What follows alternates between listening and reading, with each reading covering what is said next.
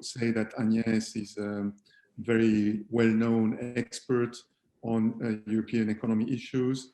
I think her affiliation, I would highlight in particular Paris School of Economics, but now Agnès is chief economist at the Treasury, at the French Treasury, and I suppose in charge of the very difficult task of trying to articulate the European response, fiscal response to the crisis with the French response to the crisis, which must be quite a challenge given the moment, the economic moment, but also given what we're talking about in terms of the sums of money which will have to be invested over the next few years.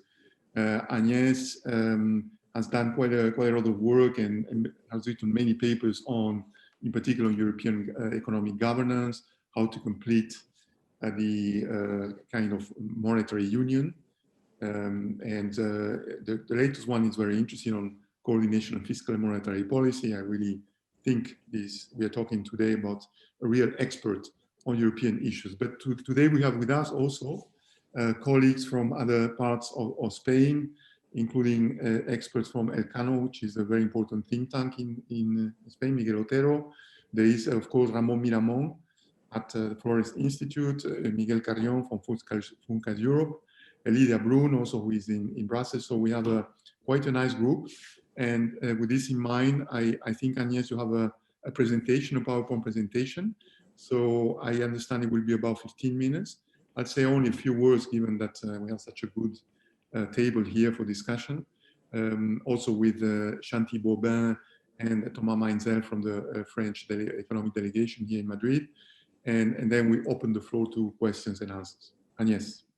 Many thanks for the invitation, and I really look forward to our discussion. I think so. I have prepared a few slides just to kickstart the discussion, but I'm not going to give a lecture. So, can you see the presentation? Yes. Okay. So thanks again for the invitation. I'm going to share some personal views, which are not necessarily those of the Minister of Finance in France. And I will divide my very short introduction into the short term and the long term to make it simple. So what about the short term, where we are? So these are the OECD economic outlook, and unfortunately I could not translate everything for this occasion. If you take the GDP at the level of 100 in 2019, these graphs, so I'm sure you're familiar with that, gives you in dotted lines the pre-crisis trends. The pre-crisis, actually the pre-crisis forecast of the OECD, with Spain on the upside in yellow, and France just below, and then you have Germany and Italy, which pre-crisis had already some growth difficulties. And you have, of course, the V shape in 2020, and we still don't know for 21, but these are the OECD forecasts. So we know that Spain has suffered more than the other ones. Germany is much better, and in between we have Italy and France, with OECD forecasting a rebound in France that would be more pronounced than in Italy. What is important is less than the year-on-year growth rate is the difference with the pre-crisis level. And we see on this graph that on average for 2022, we are still below the pre-crisis level. And our expectation is that we would cross the 2019 line by the end of 2022. Maybe for some countries, it could be the beginning of 2023, but these are, so I think this is important to have in mind. Of course, there could be another wave of strict lockdown, but now we have the vaccination, so we can start doing some forecasts about at least the second semester of 21, which should be better. Just a zoom on the French economy over 2020, where you see here, so again, it's zero. So here, 0% in February, and so you see the drop in April, the first lockdown was about minus 30% in terms of monthly fall in GDP. And well, GDP is not monthly, but it has been converted into monthly GDP here. And you see here that the second lockdown, which took place in November, was much less costly. There is a learning effect from both the supply side and the demand side, and the schools were open. So we have about a third of the cost of the first lockdown. Now, the French economy is quite still. So here you see December is about minus 8%. So according to the Banque de France, we are about minus 7% compared to pre-crisis level. And we are maybe heading for a new lockdown. We don't know at this stage. What is important is, of course, the public sector involvement in this crisis. And here it's a graph that summarizes what has happened in 2020. And it's about, I'm sure you have the similar graph for Spain. So the shock in terms of GDP was about 11% compared to what it should have been, compared to the counterfactual without crisis in 2020, which is above 19. And the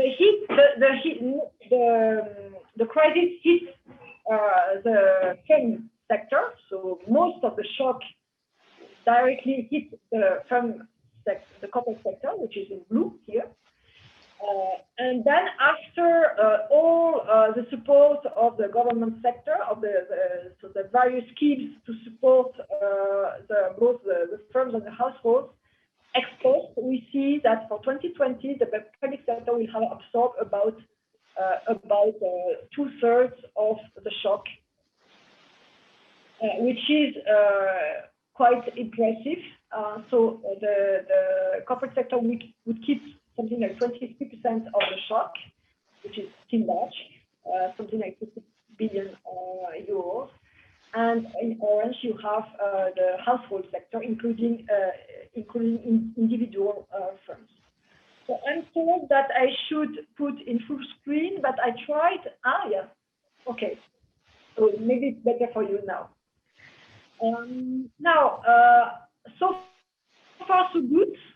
We see that purchasing power of the household has been kept quite stable compared to 2019.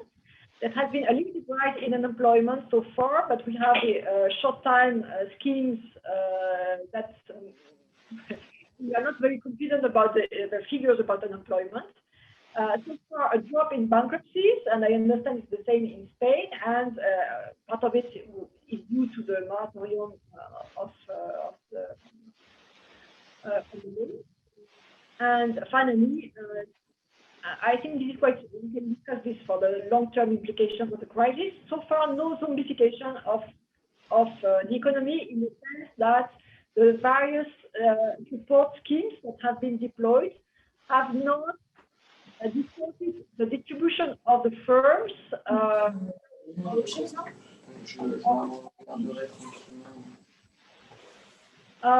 So of course there is a huge increase in the debt to GDP ratio, and if we take the fiscal monitor, the last fiscal monitor, so this is not the last one, the one before, but actually we see a huge increase in debt to GDP ratios. In the case of France, half of the 20 percentage point increase is due to the numerator, and half is the denominator, the drop in GDP.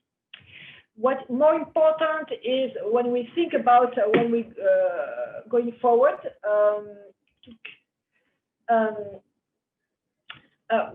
what's going to be key in 2021, especially second semester, would be the unwinding of the substitution. So what we've seen in this year is a substitution, public spending substituting for private spending to a large extent.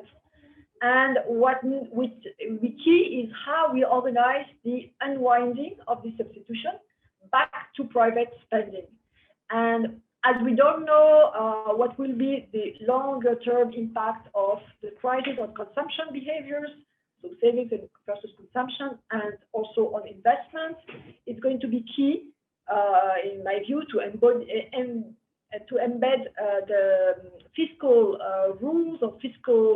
guidelines, I would say, rather than rules, into the MIP, the macroeconomic imbalance procedure, and to have a macroeconomic approach of the exit strategy. This is really key.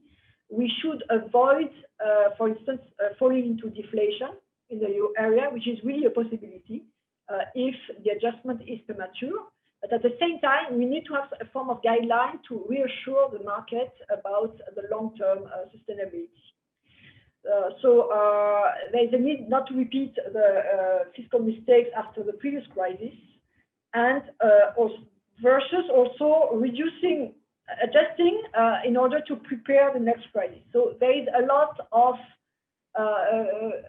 food for future discussion within the EU area, and I'm really looking forward to our discussion today. So these are the latest forecasts for France, and on the top of the table you have the official forecast, which for 2020 were done in mid-November. So these forecasts are from mid-November. They were done just before the second lockdown, which so for this reason we didn't know what would be the impact of the second lockdown on the economy, and probably we were too pessimistic.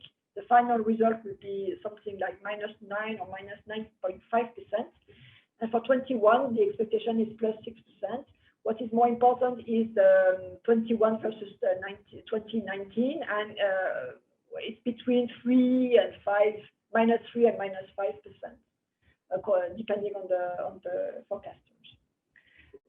Just a word on the longer term. I love this graph, which puts the COVID crisis into perspective of the 1929 crisis in blue, in gray, and the global financial crisis in red. And what you see is really different. So first you see that after the global financial crisis, the recovery was much faster than after the 1929 crisis, and so the mistakes of the 30s were not reiterated. However, we see that this crisis is really different. It is the blue line with a very, very fast drop in industrial production. This is for the world as a whole, and a very fast recovery over the summer, and then, well, basically we don't know what's going to happen. So this leads me to my final slide, which is about potential growth, and would be extremely interested to discuss this with you, because it's very difficult to know what's going to happen to potential growth after the crisis. On the negative side, you have the drop in investment, which will result in reduced productive capital, and also possibility or risk of zombification of some firms with a debt overhang. Also, a hysteresis of the labor market, despite the very strong recovery programs. It may be long for those impacted workers to find a job in another sector or within the sector in another activity. So these job relocations may take time, and so there can be some hysteresis effect. And there is also a loss in terms of education when the schools were closed. On the positive side, it's an exogenous crisis, and there was a massive policy response. We know that financial crises, which are endogenous, take more time to fix. So this is positive. There's an acceleration of technical change, a creative destruction effect, and I put government debt on the positive side, but it's obviously on the negative side, and the possibility that governments are obliged to raise taxation in the future. On the positive side, nevertheless, we have the recovery plans, which are very much focused on the long term. It's very much about training, R&D, education, investment in the public infrastructure, and the greening of the economy. So this is also a positive. So at this stage, at the Treasury, we have not revised the long-term prospects in terms of potential growth. We think that unfortunately the crisis will end up with a GDP level that will be below pre-crisis trend, but below, but parallel to pre-crisis trend. So we have not decided whether the final effect of the crisis combined with the recovery plan would be positive, negative. So we are agnostic about that, and we kept the pre-crisis potential growth figure. But I'm very much interested in what you have in mind about that. I'm going to unshare my screen and listen to you. Thank you very much. Thank you, Agnès. Thank you very much, Agnès, for this very clear presentation. And I very much like the slide that you also like, on which compares the Great Depression with earlier recessions and this one. And this one looks, the shape certainly looks much better than the earlier ones. I would, since you made the presentation on around 2 points, which is the short term and long term, I make 2 comments, one on the short term, one on the long run. On the short term, I very much share your views about the prospect for a recovery, basically due to 2 factors. One is a vaccine, and the other is that there has been policy action broadly in the right direction. However, I want to be a little bit more nuanced about this, in the sense that even though the prospect is good for a recovery, in the very short run, it has to go worse before it gets better.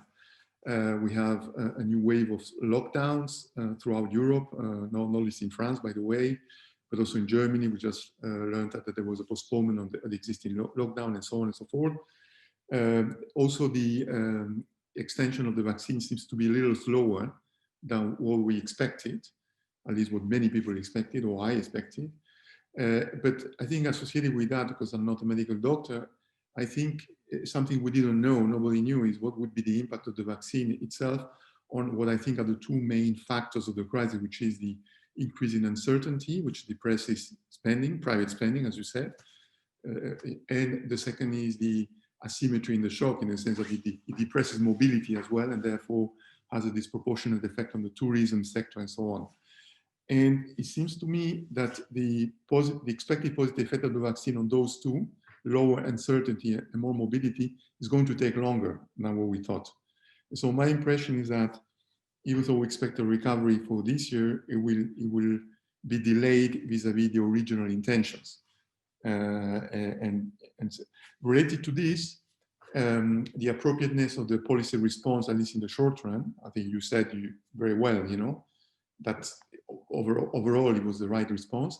But I wonder whether, given that it's going to take longer, and given the legacy of the first year of crisis, whether we don't need a kind of crisis response 2.0, in the sense that we have many enterprises which are on the verge of bankruptcy, and I'm not sure that the 1.0 approach, the policy response approach of the first round, is the appropriate one.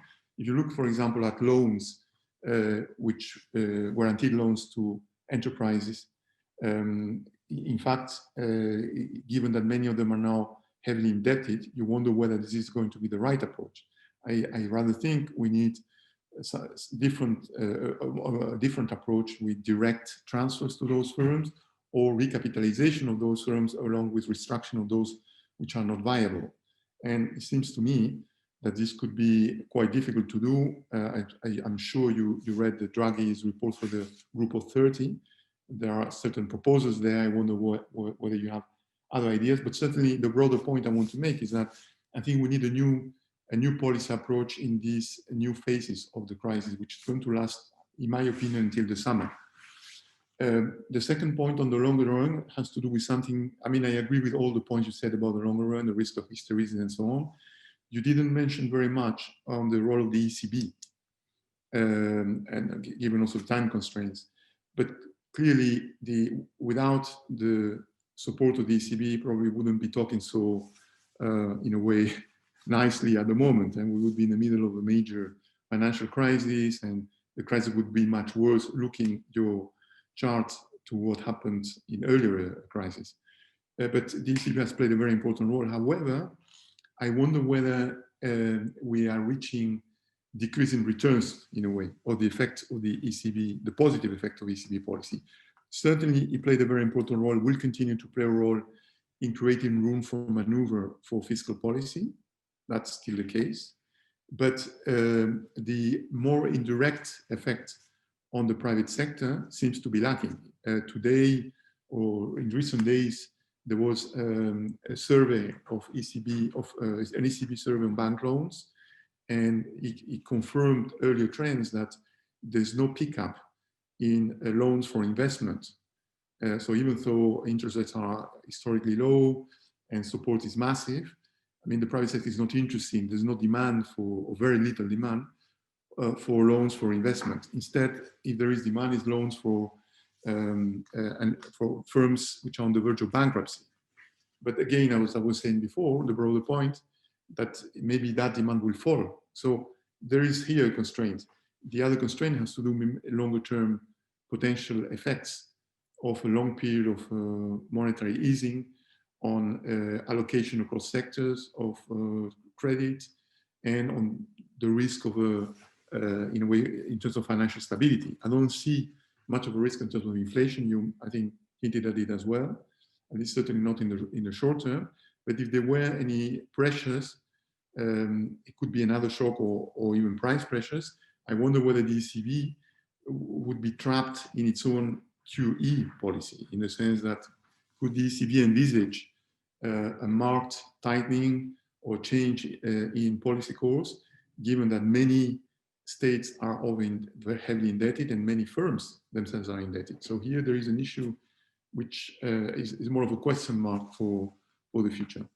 I'll stop here because there are so many experts around the table here. I would rather prefer to hear their views about that. Thank you, Raymond. Do you prefer that Agnès briefly responds to your comments, or we give the floor? So Agnès, be brief if you can. I know Raymond raised a lot of interesting topics, but we have great experts as well that want to take the floor. So Agnès, go ahead. Thank you. Yes, thank you very much. I think you raised the good topics. On the debt overhang, yes, that's true that we need to move on to different tools. In France, we are going to deploy a new scheme for junior bonds, so-called participative loans, which are going to be distributed by the banks. The banks will keep some risk on it, and they will transfer the rest on investment funds, and there will be a partial guarantee by the government. So we'll see whether this can work. For very small firms, probably only transfers, subsidies can work, because you cannot have a plan for recapitalization of millions of firms. And for larger firms, the recap, so I'm very interested in what you are doing in Spain with the scheme to invest in equity, but then the question is how long it takes. And the whole idea of sorting the firms in the middle of the crisis is quite difficult, because it's difficult to say which firm has a bright future and which has not, since part of the economy is closed. So when they're closed, when two firms are closed, you cannot distinguish the one that is good and the one that is has a limited future. So, and I would say a bit of the same for the recovery, recovery plans. The recovery plan. So the whole concept of recovery in the middle of lockdown is quite problematic.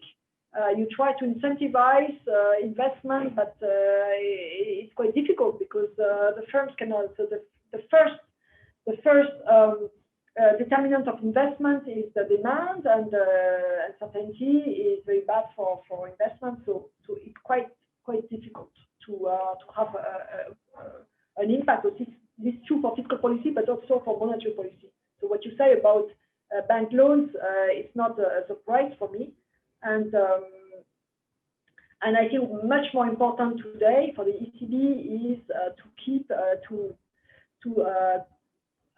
offer the governments a window where they can borrow at very low cost, not necessarily for recovery, but for subsidizing the economy as it is, and until the vaccination starts delivering. And finally, about the trap, fiscal dominance or financial dominance. That's true, but at the same time, the ECB is unlikely to increase its interest rate if there is no recovery. So it's quite unlikely. Well, it could be that there is an increase in inflation without an increase in growth. Stagflation, it's a possibility. But more likely is that there will be at the same time a recovery in GDP and a recovery in inflation, and at that time the ECB can increase its interest rate to the extent there is growth. It means that there will be a market for those bonds and for governments, since they have also long maturity and a longer and longer maturity of their debt. The interest rate will not kick very soon. So I think still there is space for the ECB to fulfill its mandate if there is a recovery of inflation. Thank you, Agnès. That was brief indeed and touching on many issues as well. So Miguel Carrión has raised the hand. Miguel Carrión, Funcas analyst. Go ahead, the floor is yours. Thank you. So I have a couple of comments. First of all, you talked about no zombification, and I'd like you to explain again what you mean by that, because so what's the evidence for that? Because I am really worried about the drop in insolvencies, because you would expect that the number of insolvencies this year would be, with policy support, about the same as in a normal year. But it's been, at least in France, I have it right here, it's 38% lower this year than 2019. And that means that the policy has been excessively supportive. So 40% of the firms that would have gone insolvent normally have not gone insolvent. And that to me implies that there is zombification. The other one is what I think Raymond mentioned the need for a second stimulus or something like that, and you talked about recovery in lockdown. I think the recovery plan was designed in the spring on an assumption of short crisis, V-shaped recovery. The crisis has already exceeded the severe scenario of the European Commission in May. And I think it really is a case that the stimulus is first, it's been designed, as you said, for investment, but we're not out of the crisis yet. So we talk about the recovery plan, but recovery from what? We haven't actually gotten out of it. And the second one is the size. It's already been, the crisis has already exceeded the expectations that people had when they designed the plan. And I leave it there. Very good comments. Agnès, would you like to respond? I answer very quickly, so two very good points. The first on zombification. So far, there is no evidence of zombification. In what sense? So yes, there has been a reduced number of bankruptcies, but what we see, and I can share the study with you if you want, what we see is that there is no composition effect of the bankruptcies in terms of productivity. So it's not the case that those firms that have gone bankrupt are more productive than they used to be, which would mean that less productive firms will still be in the market thanks to the support, whereas firms with higher productivity will be kicked out of the market. And this also meets our internal simulations. So we've done micro simulations on 700,000 firms, taking the balance sheet pre-crisis and then simulating the evolution of the balance sheet. And we've seen that the government support has reduced the number of insolvent firms compared to normal times.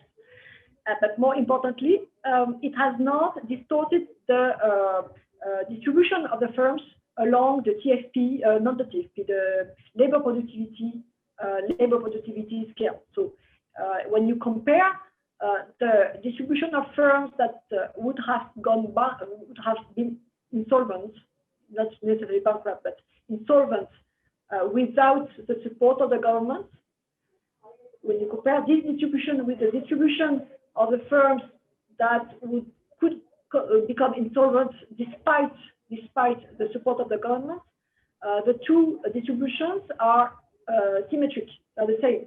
So it's not the case that the support of the government has been more generous to low productivity firms.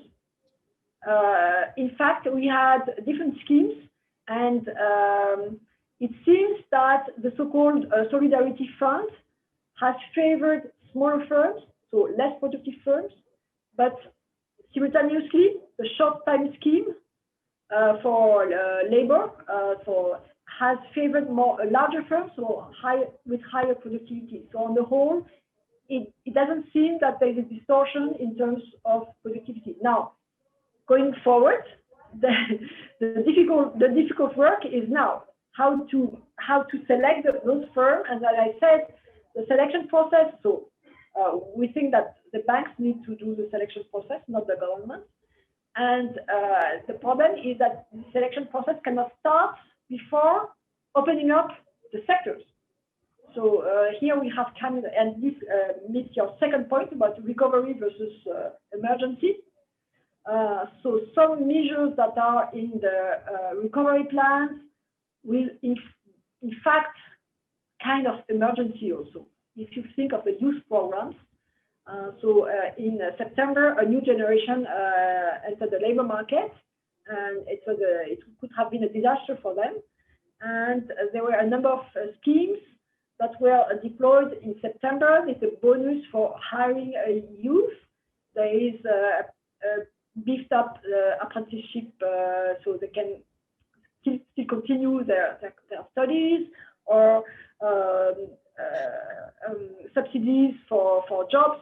So a number of things which can be understood as recovery, but they can also be understood as emergency, in fact, because you need to provide some activity for these youth. We know that if you start your career with very, very bad first experiences, it has a long-term effect. So it was really the priority to start already in September with measures that were labeled recovery, but in fact, they were emergency. Thank you.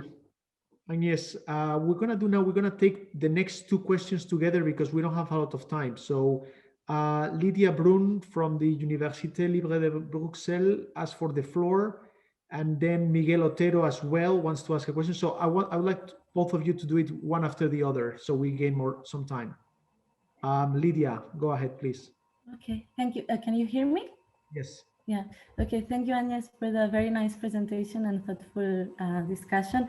I'll try to be quick. I want to make 2 points as well. The first one is a little bit related to what Miguel was talking about now previously, and about this rollout of the Next Generation EU or recovery plan that is supposed to be supporting a recovery, but a recovery that is still uncertain. And I want to stress again the fact that the countercyclical measures have been mostly carried out by member states with the support of the ECB for sure, and of course the short program of the Commission subsidizing part of the automatic stabilizers. But one of my main concerns is that these fiscal packages have been very asymmetric in the European Union regarding the composition of liquidity versus solvency measures, right? And this wave of corporate insolvencies that we may be facing this 2021, actually some of these insolvencies can be conditional on the residence of the headquarter of the enterprise, depending on where they are located in the European Union. So I think that there is a big risk of asymmetry between member states here, and you related the exit strategy or the phasing out of some of the support measures to the macroeconomic imbalances. So I think that we have a huge challenge, and Agnès, I wanted to hear your thoughts about that. We need to allow countries, because of course this composition of liquidity versus solvency measures are explained by the unequal fiscal position of the states, right? So I wonder if allowing states that are fiscally more vulnerable to consolidate, allowing those states to consolidate their fiscal positions will require some higher stimulative effort from states that have better fiscal positions, but at the same time, we run the risk that this might also consolidate the competitive advantage of their firms, right? Depending on how we do it. So I think I would like to hear your thoughts on that. I think there's a risk about that. And my second question was very quick about if you could comment on the fiscal rules and the revision of the fiscal rules. And I wonder whether there's a chance that we might revise some of our econometric models that we have been using so far for forecasting that had this inbuilt bias towards regression to the mean, towards a hypothetical growth potential that is based on past historical averages and does not take into account maybe hysteresis effects that we know that might be potentially very big in this crisis. Sorry if I was too long. Thank you, Lídia. Miguel, do you wanna go Yes, ahead? Thanks, Carlos. Thanks, Agnès, as well for you know, your presentation. I'm going to try to be very quick. Two questions, really. One, you know, there's a perception that the United States has come out of this crisis better. Would you agree with that? And what have they done better than us, if you think that they have? Second, there's as well a big debate on whether there's a new consensus right now on fiscal policy due to COVID and, you know, to the challenges that we face. From your vantage point, which is a privileged one, and especially now looking to Germany, do you think that there is this new consensus on using more fiscal policy for not only counter-cyclical measures, but as well industrial policy, you know, technological capacity, geopolitical challenges? Thank you very much. Agnès, if you would like to answer to those comments, it would be great. Okay, thank you. Very good comments. So on the asymmetries, the question raised by Lídia, I think we should be careful when comparing countries, and it's also the case with the US actually. For instance, on liquidity measures, Germany and Italy made bazooka announcements, and actually they consumed a very, very small part of the announcement, whereas Spain and France made smaller announcements and they consumed a larger part. So we should be very careful. I know that many economists like comparing countries. It's extremely difficult to compare the reaction to the crisis, also because the shock is different across countries. So you expect, for instance, a larger reaction in Spain because the shock is larger, smaller in Germany because the shock is smaller. Well, it's true that Germany has reacted very fast and forcefully, and this raises another question, which was raised by Miguel, that their view is that thanks to austerity in past years, they were able to roll out a very, very generous program. And you can be sure that as soon as next year, they want to adjust, and whatever happens to the EU area. So the risk going forward is a divergence between a country like Germany that would resume with growth, with a very, very successful program, and that would be able actually to remove the instruments, whereas other countries would still need to support their economy, and there would be a divergence in terms of fiscal prospects. So this is more for tomorrow than for today. I think today a rough comparison of the measures is quite difficult, and also you may want to compare the countries in terms of the outcome rather than input. The output is how has evolved the poverty rate, the unemployment rate, the bankruptcies, the insolvencies, and so on. This is the micro output, and this is the final objective, rather than a mere macro support of the economy, which is extremely difficult to calculate. And it's even more the case because people also compare the stimulus packages, but as you said, there are automatic stabilizers on top of that, which are more active in the euro area than in the US, for instance. And also because some people also just look at the structural balance, which is really challenging to calculate the structural balance today is really challenging. You have no idea of the output gap, and not to mention the sensitivity of the deficit to the output gap. So this is for it. Also, so the asymmetry also goes with state aid. So we know that the Commission has relaxed the rules of state aid. This will come to an end, and hence this will reduce the asymmetry in terms of what the countries can do for industrial policy. On the top of that, maybe on the top of that, we have the giants of the digital economy that will benefit from this crisis. And so maybe this is more important to have a policy vis-à-vis competition policy vis-à-vis these groups, and this is the new directive that is under discussion. Maybe this is more important than the asymmetries within European countries with their own firms, but I don't know. On fiscal rules, so I'm not sure I understood completely your questions about fiscal rules, whether it was a policy-oriented question or technical question with respect to the models. So maybe we can come back to this later on.